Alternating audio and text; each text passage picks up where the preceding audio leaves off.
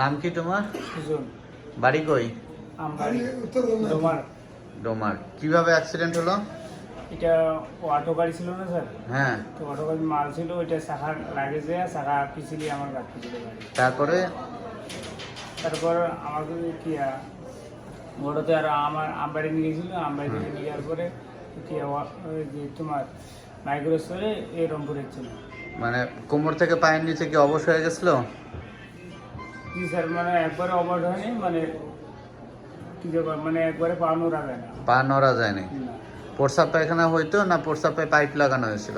পোষা পায়খানা মানে পোশাক কি পাইপে করে হয়েছিল। পাইপ দিয়ে করা হয়েছিল। এখন প্রস্রাব পায়খানা স্বাভাবিক হয়? স্বাভাবিক হয়েছে। আচ্ছা, তারপর পায়ে শক্তি কতদিন পরে আসছে? পায়ে শক্তি 3 মাস পর। 3 মাস পর। এখন হাঁটো দেখি, দাঁড়াও। হাঁটো।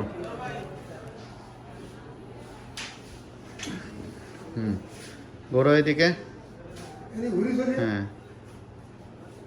নিচে বসো, দাঁড়াও, নিচে বসো। প্রস্রাব পায়খানা করতে যেভাবে বসো এভাবে বসো।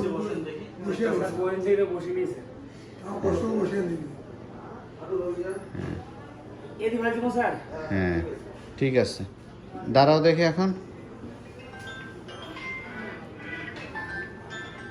গুড, আসো, বসো, চেয়ারে বসো।